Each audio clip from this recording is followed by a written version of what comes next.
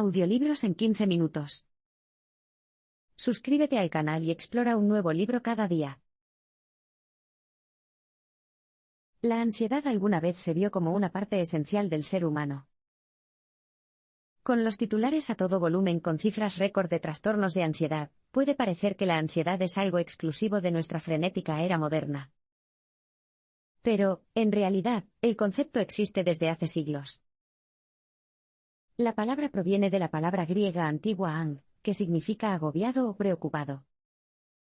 Hay referencias a ella en todo el Nuevo Testamento, que describen a pecadores ansiosos que esperan que la ira de Dios caiga sobre ellos. En 1844, el teólogo danés Søren Kierkegaard publicó el concepto de ansiedad, donde argumentaba que la ansiedad es una consecuencia de la capacidad humana para tomar decisiones, demuestra que somos conscientes del poder y la responsabilidad de la libre elección. El mensaje clave aquí es, la ansiedad alguna vez se vio como una parte esencial del ser humano. Esta visión de la ansiedad como una emoción normal, e incluso necesaria, fue muy influyente. Inspiró una gran cantidad de teorías de filósofos existencialistas como Martin Heidegger y Jean-Paul Sartre. Pero entonces, a principios del siglo XX, Sigmund Freud presentó una visión muy diferente de la ansiedad. Freud argumentó que la ansiedad es fundamental para una serie de trastornos psicopatológicos, y es una señal de que hemos estado intentando reprimir el trauma y los recuerdos desagradables. Como no estamos lidiando activamente con estos problemas, se vuelven tóxicos y, como resultado, nos hacen sentir ansiosos neuróticamente. Los métodos psicoanalíticos de Freud consistían en tratar de encontrar la causa subyacente de la ansiedad. Creía que si se abordaba el trauma reprimido, la ansiedad desaparecería. La teoría de Freud cambió fundamentalmente la forma en que percibimos la ansiedad. Pasó de ser visto como una parte normal del ser humano a convertirse en una señal de que algo andaba mal y necesitaba ser arreglado. La idea de ansiedad de Freud se hizo especialmente popular después de la Segunda Guerra Mundial. En 1947, el poeta W. H. Auden publicó su famoso libro La Era de la Ansiedad, acuñando un eslogan del mismo nombre. Desde entonces, ha sido utilizado generosamente por todas las generaciones.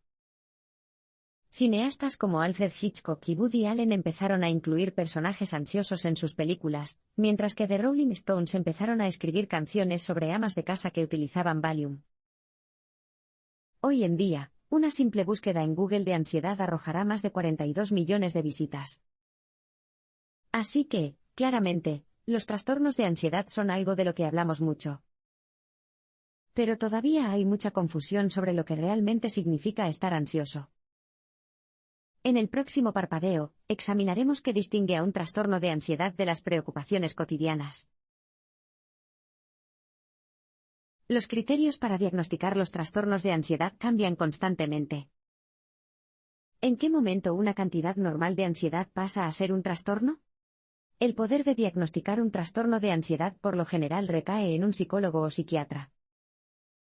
Para entender cómo toman esas decisiones, debemos echar un vistazo al Manual Diagnóstico y Estadístico, DSM. El DSM fue publicado por la Asociación Estadounidense de Psiquiatría a mediados del siglo XX, y ahora es la principal guía utilizada para clasificar los trastornos psiquiátricos. La primera edición del DSM dividió los trastornos mentales en estados de psicosis y neurosis. La ansiedad se encuadra dentro de esta última, como neurosis de ansiedad. En 1980, la tercera edición del DSM subdividió este término en trastorno de ansiedad generalizada, TAG, y trastornos de pánico. La siguiente edición, publicada en 1994, amplió estas categorías y añadió el trastorno de estrés postraumático, TEP, y las fobias específicas. El mensaje clave aquí es, los criterios para diagnosticar los trastornos de ansiedad cambian constantemente.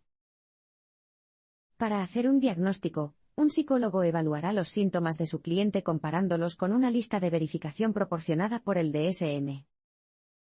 Un cierto número de síntomas coincidentes clasifica a una persona como persona con un trastorno de ansiedad. Como muestra esta breve historia, hay una variedad de afecciones que se incluyen en un trastorno de ansiedad, y los parámetros cambian constantemente. El DSM ha sido criticado por intentar incluir un trastorno muy complejo en una lista de verificación simplista, así como por asignar etiquetas psiquiátricas potencialmente estigmatizantes a las personas. Pero también ha hecho que estos diagnósticos sean más legítimos, lo que permite a las personas acceder a los servicios de salud mental, presentar reclamaciones a su aseguradora y solicitar el apoyo de los empleadores y los maestros. Entonces, ¿qué hace que alguien sea susceptible a desarrollar un trastorno de ansiedad? ¿Por qué algunas personas sufren incidentes traumáticos aparentemente ilesas, mientras que otras desarrollan trastorno de estrés postraumático? Los estudios han revelado 3 factores que pueden entrar en juego. La primera es la genética. Los trastornos de ansiedad pueden heredarse de uno de los padres o transmitirse de generación en generación. La segunda se refiere a la disposición psicológica general de las personas, y a la forma en que manejan la incertidumbre. Y la tercera tiene que ver con las experiencias de aprendizaje o el entorno en el que creciste. En el próximo parpadeo profundizaremos en cómo aprendemos acerca de las amenazas. Todos tenemos instintos de supervivencia bien desarrollados para contrarrestar las amenazas. Los animales salvajes están constantemente atentos a las amenazas. Tienen que serlo. Un simple viaje para buscar comida puede ser fatal si se encuentran con un depredador. A principios del siglo XX, el fisiólogo Walter Cannon desarrolló la famosa teoría de luchar o huir. La teoría describía los mecanismos de supervivencia que emplean los animales cuando se enfrentan a una amenaza. Si los animales se enfrentan a un depredador o a algún otro peligro, se paralizarán y se harán los muertos, huirán o se defenderán. Los humanos están programados con los mismos instintos de supervivencia. Solo piensa en cómo reaccionas cuando te encuentras con un perro ladrando despiadado o te sientes amenazado por un colega hostil. ¿Quieres huir? ¿O te das cuenta de que quieres contraatacar? Estos son los mecanismos de supervivencia en funcionamiento. El mensaje clave aquí es, todos tenemos instintos de supervivencia bien desarrollados para contrarrestar las amenazas. Cuando nos sentimos amenazados, nuestro sistema nervioso simpático entra en acción. Empezamos a respirar más rápido y nuestros corazones laten más rápido. Esto proporciona más energía a nuestros músculos. La sangre se dirige lejos de nuestros intestinos, piel y extremidades. Luego, cuando huimos o luchamos contra un ataque, este se bombea a las áreas que más lo necesitamos, y la médula suprarrenal libera adrenalina en nuestro cuerpo, llenándonos de energía. Todo nuestro cuerpo participa en la respuesta de supervivencia. Pero, ¿cómo sabemos qué constituye una amenaza? Aprendemos sobre el peligro principalmente a través de la experiencia. Por ejemplo, si un gato montés ataca a un conejo en un abrevadero en particular, asociará a los gatos monteses, así como a ese entorno en particular, con el peligro. La próxima vez que esté en el abrevadero se comportará a la defensiva, incluso si no hay ningún peligro real. Los seres humanos tienen mecanismos de supervivencia evolutivos especialmente sofisticados. No solo aprendemos sobre el peligro a través de nuestras propias experiencias, sino que también tenemos la capacidad de aprender mediante la observación. Si presenciamos a otra persona siendo asaltada en una esquina oscura, extrapolaremos que esa misma esquina podría representar un peligro para nosotros en el futuro. También podemos aprender acerca de las amenazas a través de la instrucción verbal. Por ejemplo, a los niños se les suele advertir sobre los peligros a los que se enfrentarán en el mundo, como incendios o personas desconocidas en las que no se puede confiar.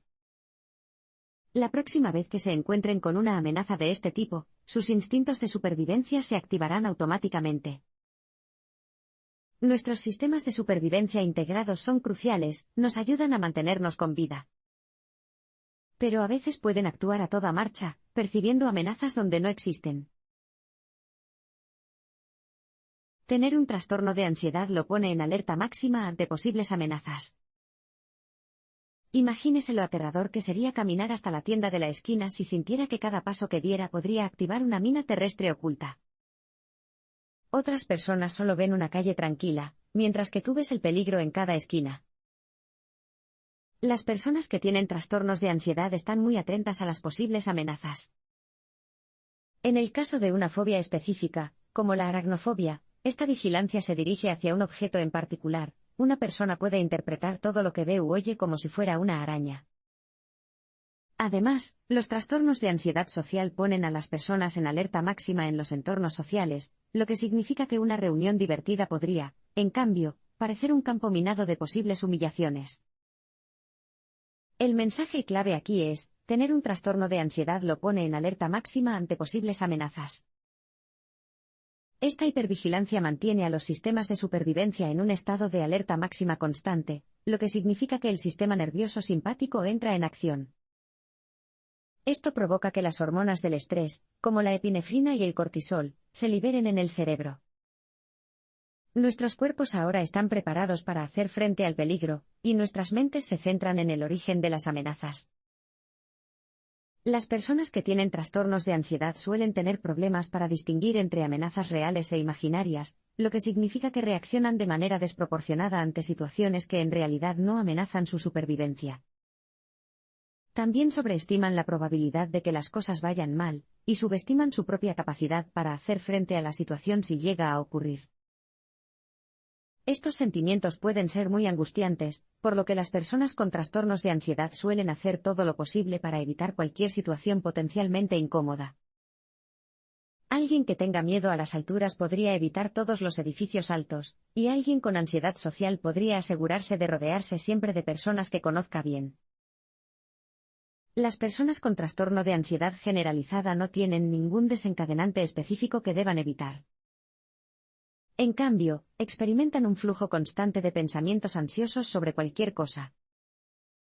Pero este tipo de pensamiento es en sí mismo una forma de comportamiento evitativo. Las preocupaciones mantienen nuestras mentes tan ocupadas con un monólogo interno incesante que ya no podemos examinar adecuadamente nuestros propios pensamientos y compararlos con la realidad. Evitar los posibles factores desencadenantes de la ansiedad puede brindar un alivio temporal. Pero también puede significar que las personas con trastornos de ansiedad terminen llevando una vida cada vez más restringida. Como los miedos nunca se afrontan de frente, se hacen cada vez más grandes. El miedo y la ansiedad son sentimientos que los humanos procesan de forma consciente. Los neurocientíficos han aprendido mucho de lo que saben sobre el cerebro humano mediante experimentos con animales. Al observar cómo los animales, como las ratas, responden a las amenazas, han podido obtener información importante sobre cómo funcionan los sistemas de supervivencia humana. En la literatura científica, se ha descrito que los animales que responden a una amenaza congelándose o atacando muestran respuestas de miedo. Eso podría llevarnos a concluir que los animales sienten miedo al igual que los humanos. Pero esto es un error. Hay una diferencia crucial entre tener una respuesta defensiva y de supervivencia ante un ataque y sentir miedo de manera consciente. El mensaje clave aquí es, el miedo y la ansiedad son sentimientos que los humanos procesan conscientemente. La respuesta de supervivencia es operada por circuitos cognitivos instintivos e inconscientes de nuestro cerebro. Puede entrar en acción sin que sintamos nada en absoluto. Por el contrario, el miedo y la ansiedad son creados por procesos cognitivos conscientes. Nuestras mentes conscientes interpretan nuestras sensaciones y recuerdos, y construyen una historia sobre lo que está sucediendo. Crean significado, dan sentido a lo que vemos, oímos y experimentamos en el mundo. Tomemos la sensación de miedo, por ejemplo. Cuando percibimos una amenaza, como cuando vemos una serpiente, nuestra respuesta de defensa entra en acción. Pero eso es solo el principio. Luego, nuestra atención y memoria de trabajo nos dirigen a la información sensorial que recibimos, y a la forma en que reaccionan nuestros cuerpos. Nuestra memoria semántica nos permite identificar con precisión lo que hemos visto y clasificarlo como una serpiente venenosa. Nuestra memoria episódica inserta a la serpiente en una historia sobre cómo la amenaza se relaciona con nosotros personalmente. Quizás se imagine las consecuencias futuras si nos mordieran, o podría relacionar a la serpiente con un incidente pasado similar. En esa etapa, nuestra mente etiquetará conscientemente lo que sentimos como miedo o ansiedad. Si los investigadores basan sus conocimientos sobre la ansiedad únicamente en experimentos con animales, se perderán una gran pieza del rompecabezas, las emociones humanas. Como veremos en un abrir y cerrar de ojos, distinguir entre las respuestas de supervivencia y las emociones se vuelve especialmente importante cuando intentamos averiguar cómo tratar la ansiedad. Los enfoques terapéuticos cognitivo-conductuales son eficaces para tratar la ansiedad. Todos conocemos la escena del terapeuta tomando notas y acariciándose la barba mientras su cliente está tumbado en un sofá hablando de su infancia. Estas escenas típicas están inspiradas en el psicoanálisis de la era Freud. Pero aunque Freud fue uno de los primeros en introducir el concepto de ansiedad en la psicología, los enfoques terapéuticos actuales son muy diferentes. Freud utilizó la psicoterapia para llegar a la raíz de los problemas psicológicos arraigados en el pasado de un paciente. Hoy en día, la mayoría de los tratamientos terapéuticos para la ansiedad se basan en enfoques cognitivo-conductuales, que se preocupan más por la forma en que las personas se comportan en el presente. Exploran los síntomas, en lugar de la causa. El mensaje clave aquí es, los enfoques terapéuticos cognitivo-conductuales son eficaces para tratar la ansiedad. Las terapias cognitivas tienen como objetivo ayudar a las personas a desentrañar las creencias fundamentales disfuncionales que ponen en práctica innecesariamente las conductas instintivas de evitación y supervivencia. Las terapias conductuales tienen como objetivo tratar los patrones conductuales debilitantes en sí mismos. Ambos enfoques se basan en gran medida en la terapia de exposición. Probablemente estés familiarizado con el viejo adagio de que si te caes del caballo, lo mejor que puedes hacer es volver a subirte. La idea es que si sustituyes rápidamente esa experiencia dolorosa por una más positiva, no desarrollarás una aversión a montar a caballo. La terapia de exposición funciona según este mismo principio. Por ejemplo, si un paciente tiene miedo a los ascensores, el terapeuta podría empezar mostrándole fotografías de los ascensores o animándolo a pensar en ellos. Luego los animaban a visitar un ascensor real y empezar a viajar en él. Estas exposiciones repetidas muestran al paciente que puede viajar en un ascensor y sobrevivir. Gradualmente, sus asociaciones negativas con los ascensores son reemplazadas por otras más neutrales. Este proceso se conoce en términos científicos como extinción. La terapia de exposición también puede ayudar a las personas con trastorno de ansiedad generalizada al crear un espacio para que identifiquen los factores desencadenantes de la ansiedad y los tipos de preocupaciones automáticas que se derivan de ellos. A los pacientes se les muestra cómo evaluar objetivamente el pensamiento catastrófico y encontrar alternativas más plausibles. Al ahondar en las propias preocupaciones y ver lo desproporcionadas que son, estas amenazas comienzan a perder su poder. La terapia de exposición es notablemente eficaz, pero tiene limitaciones. Se ha demostrado que la terapia de exposición tiene una tasa de eficacia del 70%. Sin embargo, hay algunas deficiencias. Por un lado, la extinción de las asociaciones negativas depende mucho del contexto. Es posible que algo que se aprenda en el consultorio del terapeuta no se refleje en el mundo real. Es posible que hayas practicado virtualmente entrar en un ascensor desde la comodidad de un sofá, pero aún así te asusta un ascensor físico que encuentres en la vida real. Y lo que es aún más problemático, los efectos de la terapia de exposición pueden revertirse. A menudo, esto se debe a un nuevo evento traumático. Por ejemplo, es posible que de repente te des cuenta de que vuelves a tener miedo a las alturas después de haber tenido un accidente automovilístico. También es posible que las asociaciones antiguas reaparezcan después de un tiempo, en lo que se conoce como recuperación espontánea. El mensaje clave aquí es, la terapia de exposición es extraordinariamente eficaz, pero tiene limitaciones.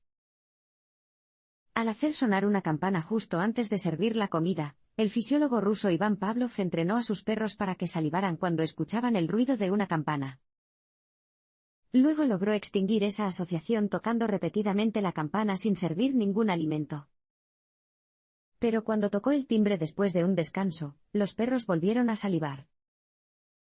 Sus cerebros habían vuelto espontáneamente a las asociaciones anteriores. Otro desafío de la terapia de exposición es que solo puedes extinguir las asociaciones que recuerdas conscientemente. Pero la mayoría de nuestros recuerdos están enterrados en nuestro inconsciente. Afortunadamente, hay estrategias que los terapeutas pueden adoptar para hacer que la terapia de exposición sea más duradera y eficaz. Por ejemplo, pueden asegurarse de trabajar con sus clientes en muchos contextos diferentes, de modo que el tratamiento se traduzca en diferentes situaciones. Gran parte del procesamiento se lleva a cabo entre 4 y 6 horas después de que los clientes abandonen una sesión. Si esas horas son muy ajetreadas o tensas, parte del importante trabajo de la terapia de exposición puede quedar sin hacer. Esto podría remediarse con algo tan simple como echarse una siesta después de una sesión. Está bien documentado que el sueño acelera el trabajo del cerebro. Además de estas soluciones conductuales, la combinación de la terapia de exposición con un tratamiento farmacológico a corto plazo también ha demostrado ser eficaz. Por ejemplo, los pacientes que recibieron cortisol antes de las sesiones de terapia informaron que experimentaban menos ansiedad. Estos métodos pueden aumentar el éxito de la extinción. Pero, ¿y si hay otra solución? ¿Y si pudiéramos borrar por completo los recuerdos y asociaciones negativas de nuestro cerebro? Los recuerdos se pueden recuperar y actualizar con nueva información. En la película de culto Eternal Sunshine of the Spotless Mind, una pareja decide borrarse de sus recuerdos tras una dolorosa ruptura. El resto de la película se dedica a intentar recuperar esos recuerdos. La moraleja de la historia es que, si bien borrar recuerdos dolorosos puede brindar alivio, también implica perder partes vitales de nosotros mismos. La idea de borrar recuerdos incomoda tanto a las personas que se considera casi un tabú como tratamiento psicológico. De hecho, cuando el autor y sus colegas publicaron un artículo en el que mostraban que habían identificado una forma de borrar los recuerdos traumáticos en las ratas, se produjo un gran revuelo. El mensaje clave aquí es: los recuerdos se pueden recuperar y actualizar con nueva información. Durante el experimento, las ratas fueron sometidas a un ruido fuerte, seguido de una descarga eléctrica. Al haber sido condicionadas a asociar el tono con el peligro, las ratas mostraron respuestas defensivas, como congelarse, la próxima vez que escucharon el ruido. Sin embargo, al inyectar una sustancia que bloquea la síntesis de proteínas en una parte del cerebro llamada amígdala lateral, los investigadores podrían borrar la memoria traumática. La próxima vez que escucharon el ruido, las ratas se comportaron con total normalidad. Los investigadores sugirieron que se podría utilizar un procedimiento similar en humanos, pero este hallazgo suscitó una condena generalizada. Un psicólogo argumentó que borrar los recuerdos del trauma aumentaría las probabilidades de que eventos como el Holocausto volvieran a ocurrir. Los recuerdos de las atrocidades del pasado pueden ser dolorosos, pero también crean un registro histórico vital. Si bien la idea de que nuestros recuerdos estén siendo manipulados da miedo, debemos reconocer que la mayoría de los métodos psicológicos existentes ya alteran nuestros recuerdos de alguna manera. El psicoanálisis implica recuperar recuerdos reprimidos. La terapia cognitiva implica discutir y recontextualizar los recuerdos para que podamos verlos de manera diferente. Los recuerdos son mutables. Los estudios han demostrado que cada vez que se recupera un recuerdo, se puede remodelar con nueva información. Esta es una buena noticia para los investigadores y psicólogos que buscan una forma de ayudar a las personas que tienen problemas con recuerdos y asociaciones traumáticas. Pero aunque la memoria es dinámica, en realidad es muy difícil borrar por completo los recuerdos en los seres humanos. Los recuerdos fuertes y traumáticos son extraordinariamente duraderos, incluso si la síntesis de proteínas está bloqueada en el cerebro. Si podemos superar nuestra aprensión a la hora de interferir con la memoria, podríamos descubrir que las nuevas investigaciones neurocientíficas pueden complementar las técnicas terapéuticas más tradicionales, especialmente cuando se trata de traumas. Las estrategias de afrontamiento activo pueden ayudarle a regular la ansiedad. Millones de personas viven con trastornos de ansiedad. Llevan vidas ricas, plenas y aventureras a pesar, o tal vez debido, a todos los sentimientos incómodos que puede traer la ansiedad. Una investigación de George Bonanno ha demostrado que las personas que pueden recurrir a una variedad de estrategias de afrontamiento activas son muy resilientes ante la ansiedad. Por ejemplo, una persona con ansiedad social puede sobrellevar su malestar en una fiesta tomando muchos descansos para ir al baño o saliendo a hacer una llamada telefónica. Esto puede parecer un comportamiento evitativo, que hemos definido como negativo. Sin embargo, la evitación proactiva puede ser una estrategia de supervivencia útil que permite a las personas reagruparse y volver a la fiesta sin agobiarse demasiado. El mensaje clave aquí es: las estrategias de afrontamiento activas pueden ayudarlo a regular su ansiedad. A veces, el afrontamiento activo puede parecerse a relacionarse con otras personas después de un evento traumático. Por ejemplo, en los días posteriores a los ataques al World Trade Center, muchas personas se quedaron paralizadas frente a sus televisores, atrapadas en el interminable ciclo de noticias. Quedarse con amigos fuera o ir a trabajar eran formas de romper esa sensación de impotencia. Otras estrategias de afrontamiento activo que se han vuelto prominentes en los últimos años incluyen ejercicios de respiración y prácticas de meditación que tienen como objetivo disipar la ansiedad. Cuando nos ponemos ansiosos, nuestra respuesta de emergencia hace que nuestra respiración se vuelva rápida y superficial. Tomar conscientemente algunas respiraciones profundas y lentas hace que nos sintamos inmediatamente más tranquilos. La meditación es igual de poderosa.